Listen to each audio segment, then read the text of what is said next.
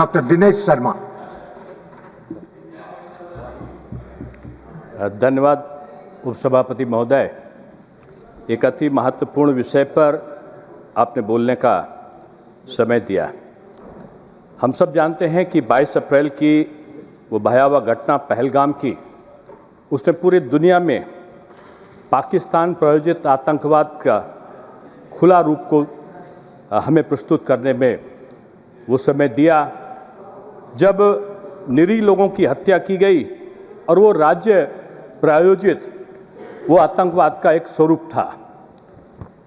मान्यवर, हम बहुत देर से सब चर्चाओं को सुन रहे थे और इन चर्चाओं में जो 22 अप्रैल की घटना से लेकर और 7-8 मई को जो भारत ने एक सटीक हमले किए उनके विभिन्न क्षेत्रों पर, आतंकी क्षेत्रों पर, उनके बीच की घटनाक्रम का मैं वर्णन कर रहा था। अभी तमाम लोग कह रहे थे, माननीय कम्युनिस्ट पार्टी के भी वक्ता चले गए, वो कह रहे थे कि युद्ध एक विकल्प नहीं है। कांग्रेस के वो कह रहे थे आर पार करना चाहिए। एक और कोई कह रहे थे कि हमारे पास और विकल्प भी हैं। भारतवर्ष ने सारे विकल्पों को अपनाया और सारे विकल्पों को अपनाने के बाद जब वो नहीं माने तो पहला जो उनके आतंकी अड्डे थे उस पर, उनके 11 जो आतंकी अड्डे थे, प्रशिक्षण शिविर थे, उन पर सटीक हमले हुए। उनके सैन्य या नागरिक क्षेत्रों को नहीं चुना गया, लेकिन पाकिस्तान के द्वारा जो प्रतिक्रिया में भारत के धार्मिक क्षेत्रों को, स्कूलों को और अन्य नागरिक क्षेत्रों को निशाना बनाने के उद्देश्य से जब ड्रोन छोड़े गए, मिसाइलें छोड़ी गईं, तो उसकी प्रतिक्रिया स्वरूप भारत ने जो जवाब दिया और उस जवाब में अगर हम देखें तो उनका लाहौर, पसरू, चुनिया, आरिफवाला तमाम जो राडार के स्टेशन थे नष्ट हुए। वायुसेना के चकलाला, सरगोदा, रहीम यार खान और तमाम उनके लड़ाकू विमान, आकाश विमान नष्ट हुए। आतंकी जैश व लश्कर के ठिकाने तबाह हुए। दूसरी ओर मरकज तौबा मुरीदी के को निशाना बनाया गया। पाक एयरफोर्स क्षमता 5 साल पीछे भी हम नहीं कह रहे, ये पाकिस्तान के तमाम लोगों का कहना है। मान्यवर, मेरा इस संदर्भ में कथन यही था कि विपरीत विरोधाभास वाले लोग माननीय प्रधानमंत्री को चुनौती देते हुए बोलते थे कि प्रधानमंत्री जी मौन है। कोई ये बोलता था कि प्रधानमंत्री जी एक्शन क्यों नहीं लेते, जब एक्शन लिया तो एक कड़ा एक्शन क्यों लिया। मुझे एक प्रसंग याद आता है कि एक व्यक्ति अपने गधे के साथ में 2 लोग जा रहे थे। एक खाली जा रहा था, लोगों ने कहा खाली जा रहा है, ये पैदल चले। उन्होंने बेटे को बैठा दिया, पिता पैदल चलने लगा। लोगों ने कहा ये बेटा चल रहा है गधे के ऊपर और बाप चल रहा है नीचे। उन्होंने पिता को बैठाला और बेटा नीचे चलने लगा। लोगों ने फिर जब छींटाकशी करी तो दोनों लोग उस पर बैठ गए और चलने लगे। तो लोगों ने कहा अरे ये कैसा, बेचारे गधे की चिंता नहीं, दोनों चल रहे। आज विपक्ष की स्थिति ऐसी हो गई कि आप करोगे तो भी आलोचना, ना करोगे तो भी आलोचना। मान्यवर, मुझे तो सुनकर ताज्जुब हुआ, एक विद्वत व्यक्ति का जब उद्बोधन यहां पर हो रहा था, वो विधि वेत्ता है और विधि वेत्ता ऐसा लग रहा था जैसे पाकिस्तान का लाइव टेलीविजन का प्रसारण हो और उसके लिए वो भारत की कमजोरियों का वर्णन कर रहे हैं। और मुझे तो ताज्जुब तो तब होता है कि जब सामने पड़ी खाली हुई सीटें उस समय भरी हुई थी और भरी हुई सीटों के लोग जोर जोर से थपथपा के तालियां बजा रहे थे, जैसे लग रहा था भारत कमजोर है। उसकी जो वो वर्णन कर रहे थे, उस वर्णन का जैसे समर्थन कर रहे हूं। भारत कमजोर नहीं है, भारत वो भारत नहीं है। भारत वो भारत है कि आज पिछले वाले जो सरकारें थी 14 के पहले, जब पाकिस्तान गोली फेंकता था तो भारत के यहाँ के प्रधानमंत्री के हाथ में सफेद रंग का कबूतर होता था, शांति का प्रतीक। उधर से गोली, इधर से कबूतर, उधर से गोला, इधर से कबूतर। 14 के बाद मोदी जी आए, उन्होंने कहा उधर से गोली तो इधर से गोला, उधर से गोला तो इधर से बम, और अगर उधर से बम तो घर में घुस के मारेंगे हम। और घर में घुस के मारने की वो प्रक्रिया चली। मैं मानवर कहना यह चाहता हूं, ये बदला हुआ नया भारत है, ये प्रधानमंत्री जी के नेतृत्व में एक सशक्त भारत है। आप पूछते हो कि पाकिस्तान की मजबूती का वर्णन पाकिस्तान चाइना के साथ भारत को कर लेगा। हमारे देश कहां, जो हमारे सहयोगी देश हैं, आज पूरे विश्व में हमें अप्रत्यक्ष समर्थन मिला है। लोगों ने भारत को आतंकवाद के खिलाफ जो कार्रवाई है उसका अधिकार बताया है। लेकिन हमारे यहाँ के लोग बहुत बड़े बड़े विद्वान हैं, बहुत के लोगों को अहंकार है और अहंकार की सीमा पार करके लोग अपने आप को वर्तमान में प्रधानमंत्री के स्वरूप में अपने आप को आवरण अपने को पाते हैं। और मैं उनको कहना चाहता हूं, ज्ञानी को और अज्ञानी को दोनों को समझाया जा सकता है, लेकिन जो अभिमानी हो उसको कोई नहीं समझा सकता। और यहां अभिमानी को समझाने का जो उपक्रम है, मैंने देखा कि आज यहां पर तमाम तरीके की बातें हुई।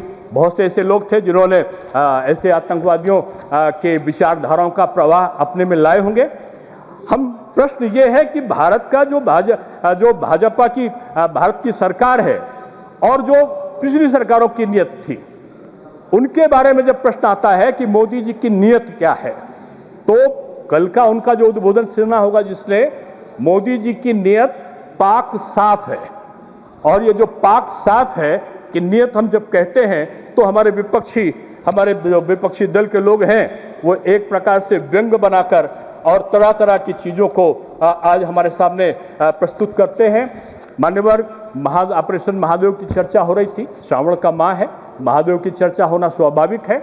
और वहाँ पर आतंकवादी जो सुलेमान है, फैजल है, जिब्रान है, ये सारे आतंकवादी जब मरे हुए पाए गए, सिंदूर का बदला जब हो गया, तो तब लोग बोलने लगे इनकी पहचान क्या है। जब उनका वोटर कार्ड से मिलान हो गया, जब उनकी जो राइफल की गोलियां चलाकर उससे जब साइंटिफिक मिलान हो गया, सारा मिलान हो गया, तब भी उनके पास में एक चीज का मिलान नहीं हुआ मान्यवर, वो थी जो वो लाए हुए टाफी थे, वो टाफी का मिलान नहीं हुआ मान्यवर। मुझको लगता है वो ऑटोमेटिक राइफल लाए थे, वो जाहिर सी बात है आतंक करने के लिए लाए थे। उनका वोटर लिस्ट था, जाहिर सी बात वो अपने को पाकिस्तानी दर्शाने के लिए लाए थे, लेकिन टाफी क्यों लाए थे ये रहस्य अभी तक नहीं खुला। मुझको लगता है कि उनके समर्थन में इस प्रकार का जो वर्णन करने वाले लोग थे, शायद उनका मुंह मीठा कराने के लिए वो लाए होंगे। लेकिन इतना निश्चित है कि आज ये देश, ये कसाब को भाई कहने वाला, ये देश इस्सत जहां को बेटी कहने वाला, ये देश हाफिज को साहब कहने वाला, ये लादेन जी के नाम से संबोधित करने वाला देश नहीं है। अब ये शेर पर सवा शेर वाला देश है, ये सच का वो प्रस्तुतिकरण करने वाला देश है। ये सच शेर की तरह होता है। हमारे प्रधानमंत्री जी को बोलते थे आप सच कबूलो, सच कबूलो।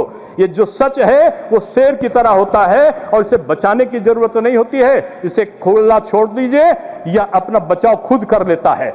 ये देश बचाव करने के लिए हमें चीन की जरूरत नहीं है, हमें अमेरिका की जरूरत नहीं है। भारत आत्मनिर्भर भारत है, भारत स्वाभिमानी देश है, भारत एक समन्वयवादी देश है। हम हाथ में माला लेकर पूजा करते हैं, लेकिन जरूरत पड़ती तो हाथ में भाला लेकर हम युद्ध के लिए भी तैयार रहते हैं। इसलिए इस भारत की भूमि को जो चुनौती देने वाली आतंकी घटनाएं थी, हमने उनका मुंह तोड़ जवाब दिया है। और ये जवाब ऐसे नहीं हुआ है, जवाब इसलिए भी हुआ है कि हमने समय समय पर आतंकी घटनाओं को समाप्त करने का भी काम किया है। मान्यवर, एक किस्सा हम लोग सुनते थे, एक बाटला कांड हुआ था, वहां आतंकवादी मारे गए थे। पता चला एक बड़े नेत्री के घर का जो किस्सा लोग बताते थे उनके नेता, कि रात भर रोते हुए उनका वो रात बीती थी। ये रात आतंकवादियों के मरने पर रोने वाली नहीं है, अब आतंकवादियों के मरने पर यहाँ पर प्रसन्न होने वाले लोगों का ये देश बना है।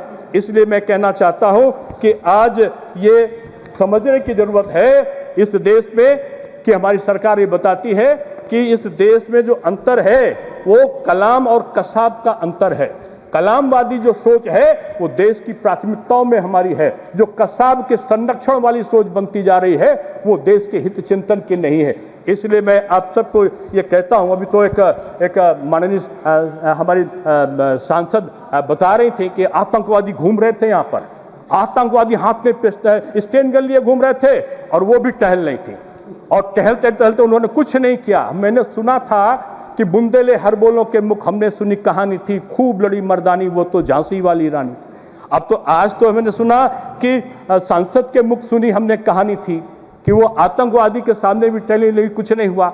ये आवरण झूठ, जो असत्य का आवरण है, ये दर्शाने से आतंकवाद का संरक्षण नहीं होता। मानवर, मैं इसलिए कहना चाहता हूं कि युद्ध समाधान नहीं है, लेकिन युद्ध अगर आ जाए तो युद्ध का अंतिम छोर समाधान जो विकल्प बचता है वो प्रतिकार बचता है, और वो प्रतिकार हमारे देश के प्रधानमंत्री जी ने लिया है।